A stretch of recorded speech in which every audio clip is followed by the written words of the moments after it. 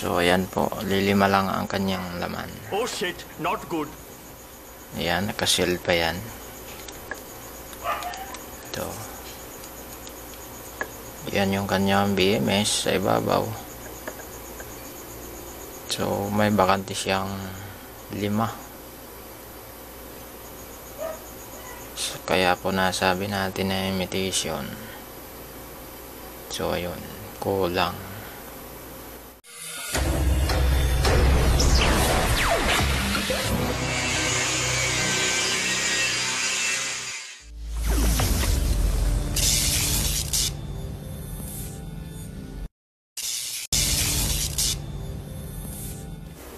Isang magandang araw po muli mga kasolar, mga kabayan, mga subscriber ko. Magandang araw po sa inyo.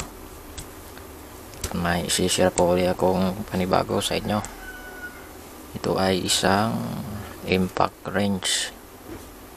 So wala siyang brand name dito. Sa madaling salita, ito ay yung mga imitation or kinopya. Wala siyang brand. At sabi ng may-ari ay hindi daw mapindot ang switch. So ayan nga, matigas. Pero umiilaw. Maging yung kanyang forward at reverse, hindi siya mapindot. Yan. Kumbaga para siyang nag-lock. Ayun, hindi siya ma-press. Pero umiilaw. Ang gagawin natin dito is papalitan natin ang panibagong switch kasi malamang sira ang switch, hindi mapindot. So bubuksan ko lang muna.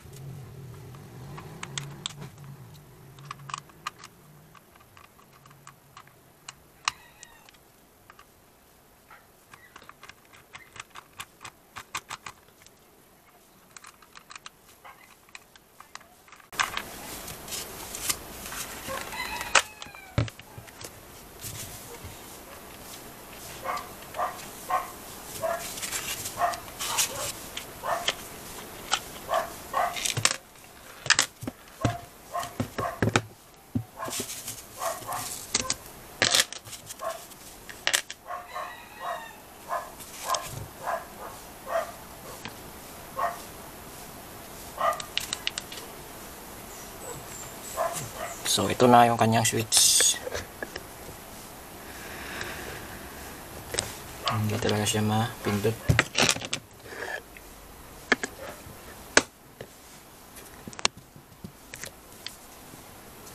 So ito ang tumigas, itong kanyang ito. Hindi siya press. So ito yung kanyang button. Ganyan. Dapat lilipat-lipat siya left and right. So matigas siya i-press.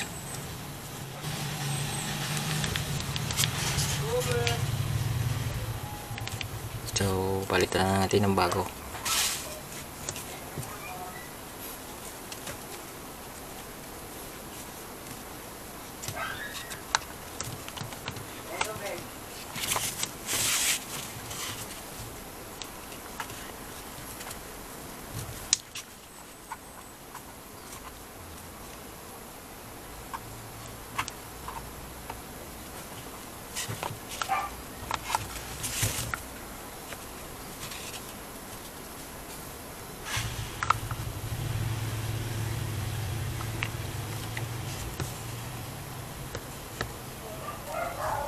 tigas talaga siya.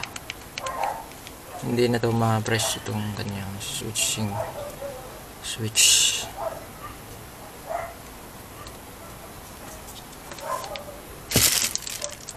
Ito yung ipapalit natin bago.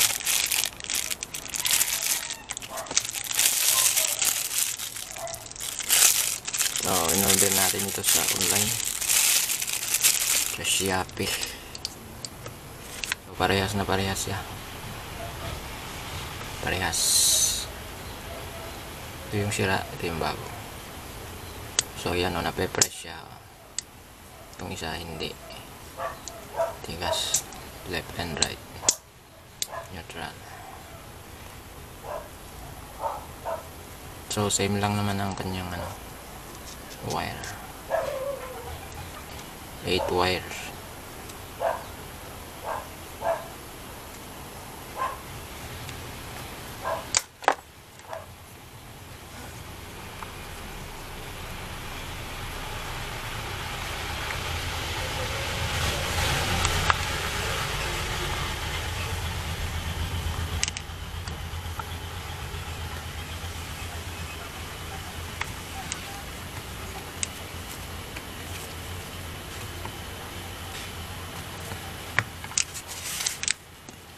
So ayan, napakadali lang magpalit ng switch ng mga impact wrench. Sinasalpak-salpak na lang.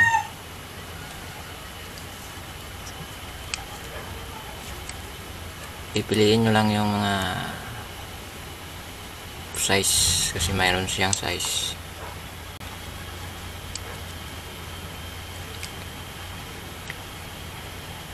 So yung link ng binilihan natin ng switch, ilalagay ko na lang sa description box para kung sakaling may kaparehas kayong problem na ganito ay madali yung makakahanap ng bilihan ng switch. So isalpak lang natin itong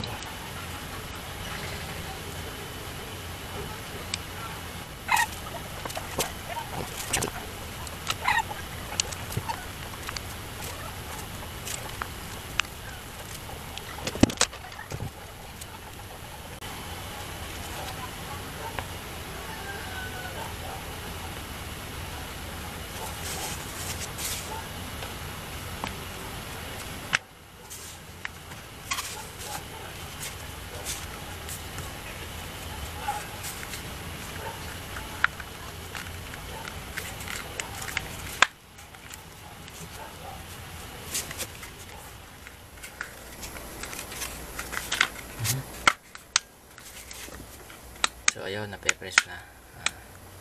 Nape-press na yung kanyang forward at reverse.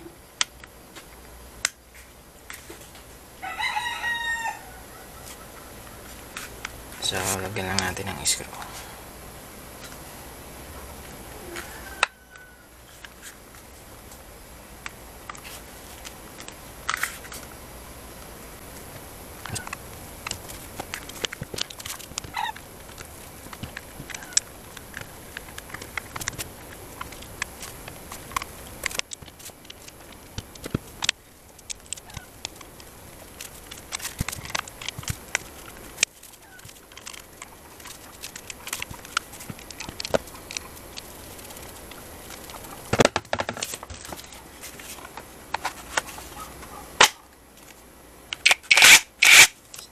Okay na.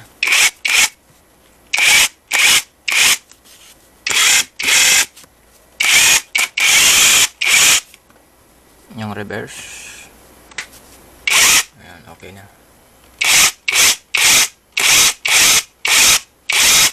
Forward. So, malambot na. Ayan. So, ito talaga nasira. Yung kanya switch ang sira na talaga. Hindi na ma-press yung kanyang forward at reverse. Nag-lock.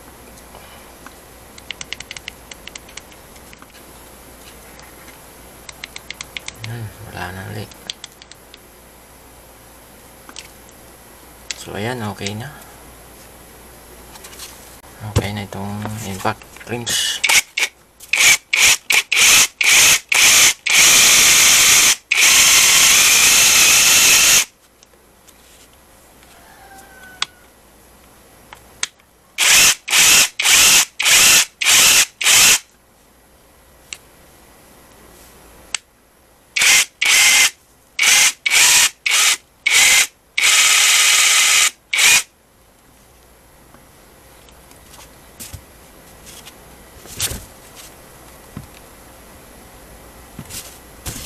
So yan lang po mga kasular, sinyal ko lang po sa inyo yung pagpapalit ng switch. So napakadali lamang po, isusuksok lang ito doon sa pinakang switchboard. Basta pagpapalit po kayo ng switch ay same color coding, ito ay 8 wires para mag-fit din siya doon sa dati. So ayan po, yan naman po at maraming salamat po.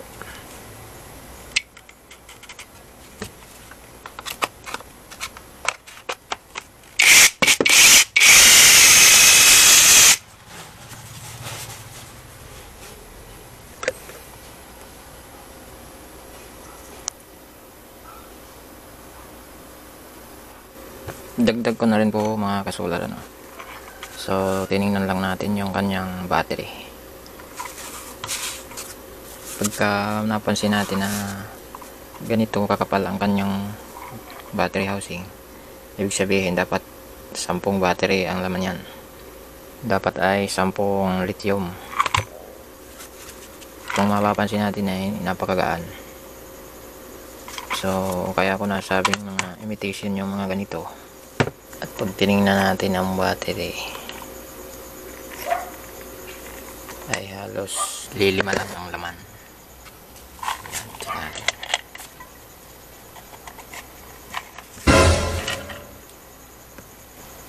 So ayan po, lilima lang ang kanyang laman. Oh shit, not good. Ayan, nakaseal pa yan. So yan yung kanyang BMS sa ibabaw. So may bakante siyang 5. So, kaya po nasabi natin na imitation. So ayun, kulang yeah. Pang 10 battery pero lilima lang ang laman.